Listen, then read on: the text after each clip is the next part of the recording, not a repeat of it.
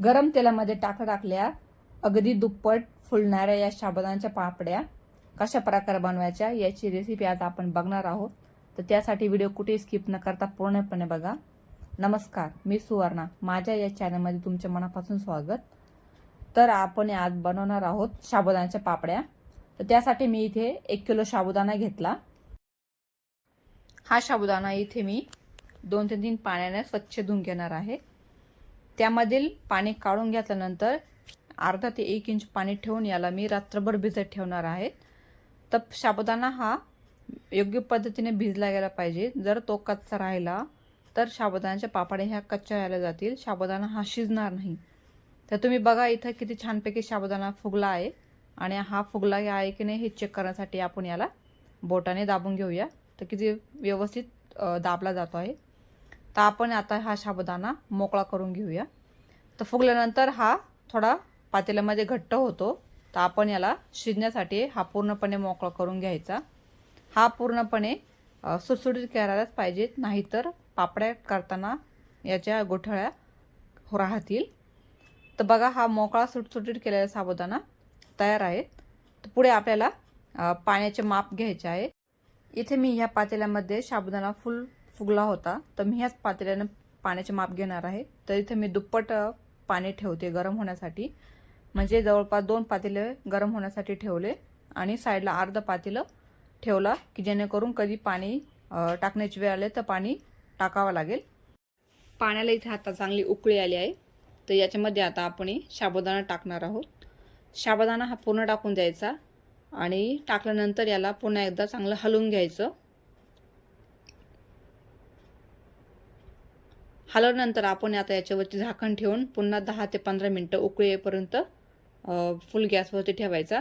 मधनं याला मिक्स करत राहायचं, नाहीतर साबुदाणा खाली हा चिटकला जाईल आणि आपल्या पापड्या पूर्णपणे बिघडून जातील।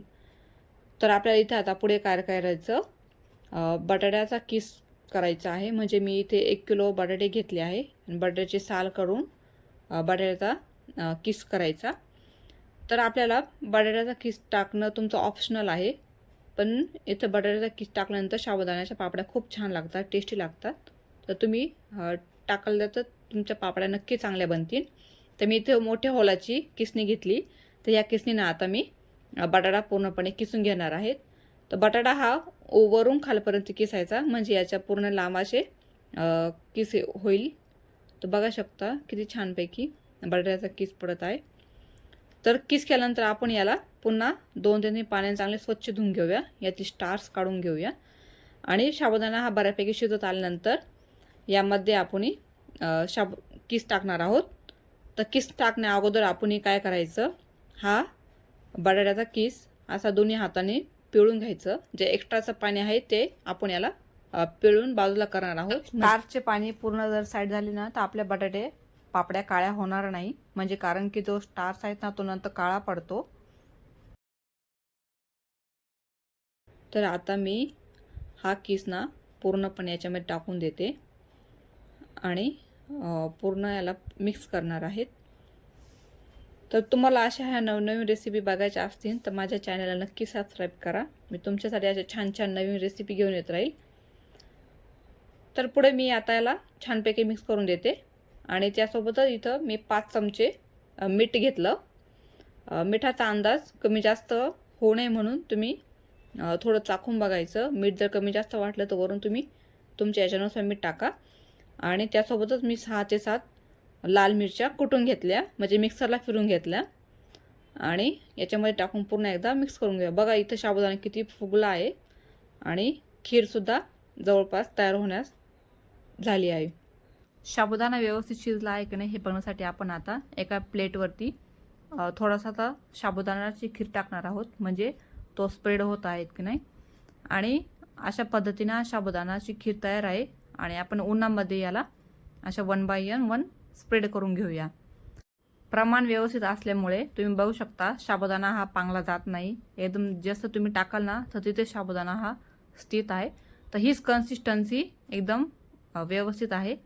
तर अशा प्रकारे मी हा साबुदाणा उन्हामध्ये जवळजवळ 4 ते 5 तास सुकवला। त्यानंतर हा व्यवस्थित सुकल्यानंतर आपण याला 4 तासानंतर पुन्हा एकदा पलटणार आहोत. तर बघू शकता साबुदाण्याच्या पापड्या किती इझिली उलटल्या जात आहे. तर अशा पद्धतीने जर तुम्ही साबुदाण्याच्या पापड्या केल्यात ना तर तुमच्या 100% साबुदाण्याच्या पापड्या एकदम छानपैकी होणार म्हणजे होणारच. तर आपण याला पुन्हा एकदा दुसऱ्या दिवशीच्या कडक उन्हामध्ये सुकून देऊन साबुदाण्याच्या पापड्या तयार आहेत. तर बघू शकता एकदम काचेसारख्या अशा शुभ्र पांढऱ्या शुभ्र दिसत आहेत आणि हा आता तळण्यासाठी सुद्धा तयार आहेत. अशा पद्धतीने जर तुम्ही उन्हाळी वाळवण केलं ना तर वर्षभर टिकतील ह्या पापड्या आणि खायला सुद्धा खूप कुरकुरीत लागतात आणि तळल्यानंतर सुद्धा दुप्पट होणार आहेत. तर आपण आता याला तळण्यासाठी तेल गरम करून घेऊया आणि यामध्ये मी आता एक पापडी टाकून बघते. बघा किती पटकन फुलली गेली आहे. तर तळण्यासाठी तेल आपल्याला एकदम कडक पाहिजे, नाहीतर पापडी आतून कच्ची राहील जाईल. तर बघा किती पटकन फुलली गेली आहे आणि दिसायला सुद्धा किती पांढरी शुभ्र आहे. तर अशा पद्धतीने तुम्हाला हा आजचा जर माझा व्हिडिओ आवडला असेल तर व्हिडिओला लाईक करा, शेअर करा आणि सबस्क्राईब करा. आणि बघू किती छानपैकी हा पापडी बनली गेली आहे आणि कुरकुरीसुद्धा आहे आणि एका हातानेच फुटली गेली आहे. अशा पद्धतीने तुम्ही साबुदाण्याच्या पापड्या नक्की बनवून बघा. तोपर्यंत थँक्यू.